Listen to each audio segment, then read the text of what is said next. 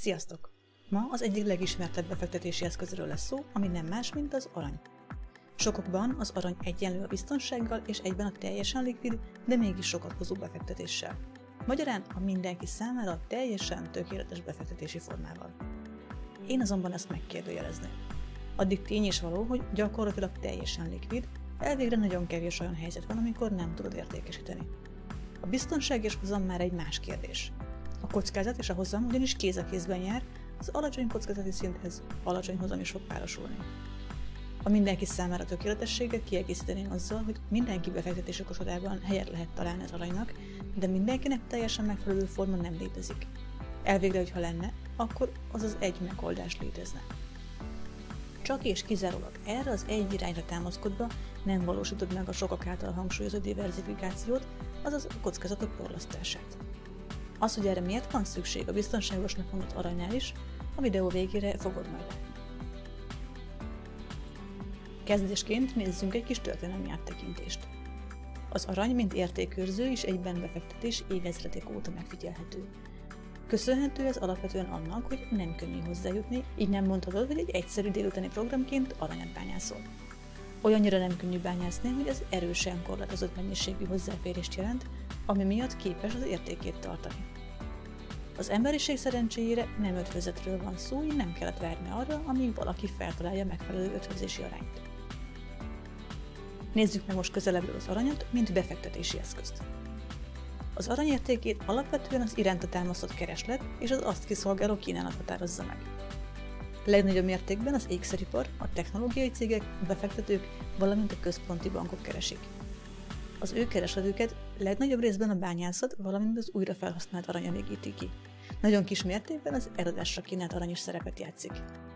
Az arany árát az határozza meg, hogy abban az időpillanatban átlagosan mennyit hajlandóak fizetni érte.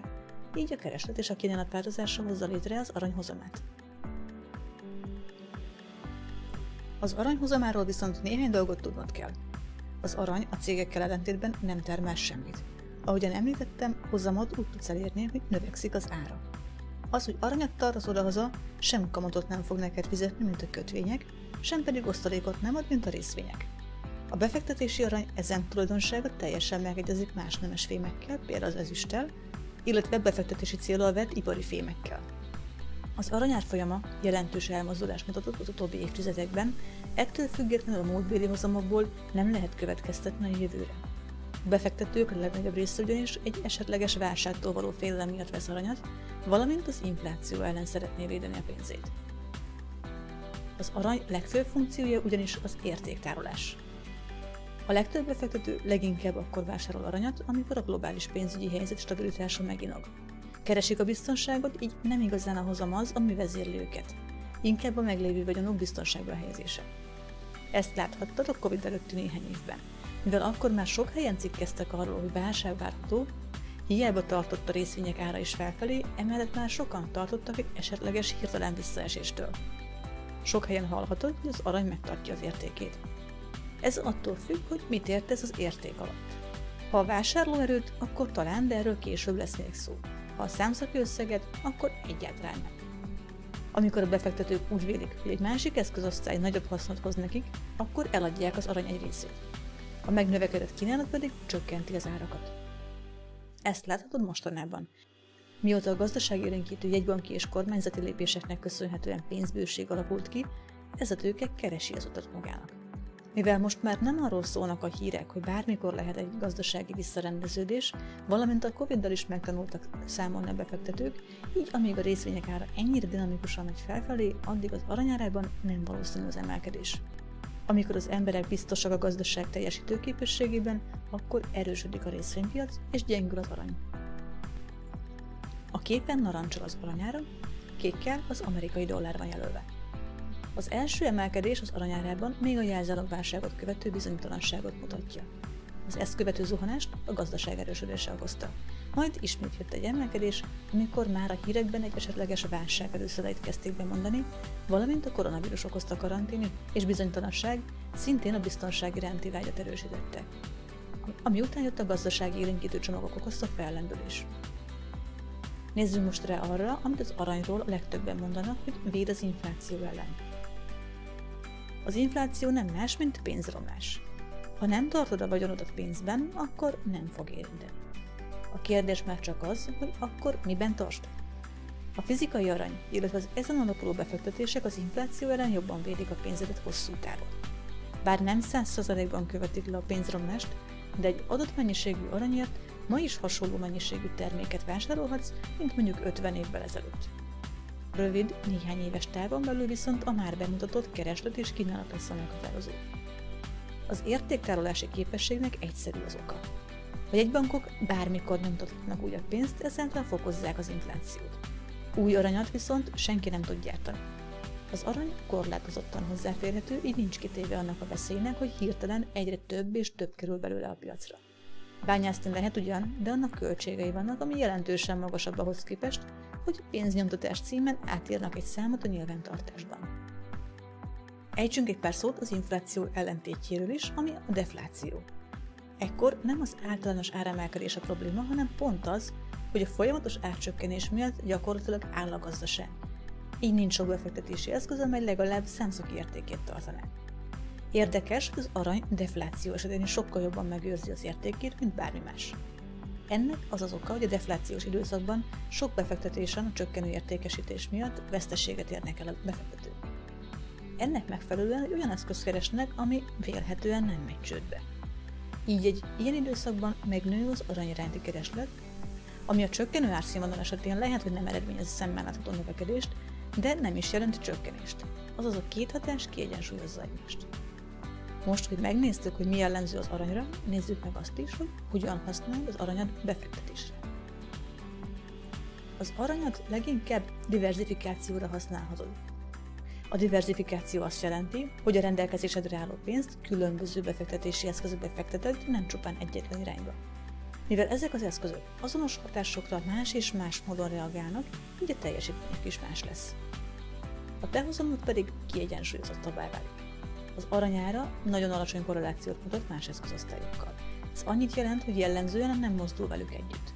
Ugyan nem is növekszik, amikor mondjuk a részvények szárnyalnak, de nem is zuhan velük együtt. Így jó megoldás lehet a kockázat csökkentésére, miközben a várható hozamod nem csökken ezzel arányosan. A te saját lehetőségeidtől, céljaidtól, ízlésettől, valamint az inflációs vagy éppen deflációs környezettől függően 5-15%-nyi részt célszerű aranyban tartani. Sokan tökéletes befektetési formának tartják az aranyat, de van, amire nem tudod használni. Mielőtt tovább mennénk, jöjjön egy kis pontosítás. Az, hogy aranyat vásárolsz, az a pénzed tárolása, nem feltétlenül befektetése.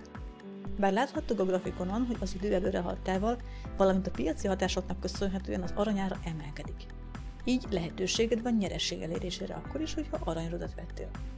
A hagyományos befektetési formáktól eltérően ezt nem nagyon tudod kiszámítani. Lehet, hogy nagyon sok idő fog eltelni a vásárlás és a között az időpont között, amikor már tényleg megéri eladnod a befektetésedet. Egy vállalattal szemben, ahol az addigi számaiból meg lehet mondani, hogy túl vagy éppen alulértékelt a papírja, az aranynál ilyenre nincs igazán lehetőség. Így bár a befektetés szót használják, tud, hogy inkább az értéktároló szó, vagy simán a diverzifikáció lenne megfelelő.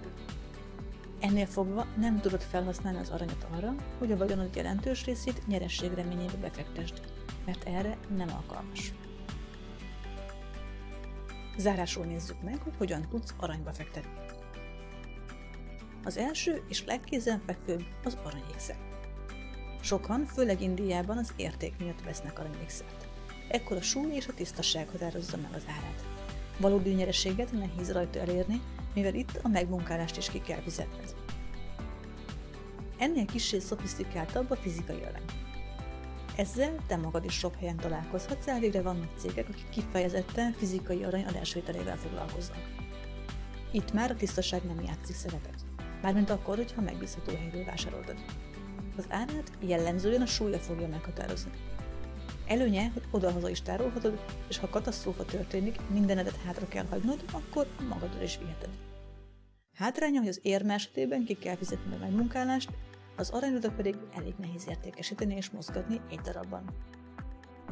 Adott esetben a tárolása és őrzése kifejezetten költséges lehet, nagy mennyiségnél pedig, mivel az arany nagyon nehéz, a mozgatása sem könnyű feladat. Ennél könnyebb mód az ETF-en keresztül vett arany. Az ETF-en keresztül sok mindent elérhetsz, nem csak kötvényeket és részvényeket, hanem akár aranyat is. Ekkor egy olyan értékpapírt veszel meg, amely értéket képvisel. Jelen esetben az értéke a mögötte levő fizikai arany. Jogi értelemben ilyenkor nem a tiéd az arany, hanem a befektetési alapé, te viszont a megvásárolt befektetési jegyek arányában vagy az alaptulajdonosa. Így áttételesen ugyan, de van aranyad, az őrzésével viszont nem neked kell foglalkoznod. Látható, hogy mivel tényleges fizikai arany van mögöttük, az értékük leköveti a normál nemes fém árfolyamát. Ha egy kicsit elszakadunk magától az aranytól, mint fémtől, de mégis szeretnél az arany iránt támasztott keresletből profitálni, akkor választhatsz például aranybányász cégek papírjaiból összeállított befektetési alapokat, vagy ugyanezen cégek egyedi részvényeit. A befektetési alapoknál már volt arról szó, hogy a befektetési politika sok mindent meghatározhat, így akár azt is, hogy mely iparágba fektessen az alapkezelő. Ekkor nem kifejezetten a fizikai aranyból profitálsz. Annak ára csak egy tényező, amely hatással van a cégek teljesítményére. Az arannyal foglalkozó cégek papírjaiból összeállított befektetési alap előnye, hogy sok cég részvényét tartalmazza. Ennek megfelelően a te kockázatod alacsonyabb. Ha az egyikkel történik valami, és annak az egynek az értéke nulla lesz, a te befektetésednek maximum kicsit csökken az értéke. Feltéve, hogyha az alapban levő másik cég nem vásárolta fel áron, mert akkor ez neked pont jól jön. Az egyedi részvények vásárlásánál szintén hatással van a részvény árfolyamára az, hogy mekkora a kereslet a fizikai arany iránt. Elvégre náluk ez lenne a késztermék. Ha magas a kereslet, akkor magas áron tudják értékesíteni azt, így egy cég nyereségesebben dolgozik, ami látszik majd az árfolyamokon is. Mivel a részvények árfolyamára hatással van a cég gazdálkodásának módja is, így egy kisebb, de hatékonyabb gazdálkodást mutató céggel nagyobb lehet a nyereséged, mint egy nagyobb, de lomhább társával. Az egyedi részvények viszont mindig óvatosságot és körültekintést igényelnek. Az aranybányász cégek részvényeinek árfolyamára ugyanazok vannak hatással, mint bármely más cég részvényeire. Így mielőtt részvényt vásárolsz, gondold át, hogy azzal a céggel jól jársz-e. Ez a megoldás nem való mindenkinek, mivel egy aranybányánál magas a kockázata annak, hogy valamilyen külső hatás, mondjuk egy természeti katasztrófa lehetetlenné tegye a termelést. Ezzel együtt a te nyerességedből sem lesz túl sok. Legvégső esetben választhatsz még például származatot ügyletek közül.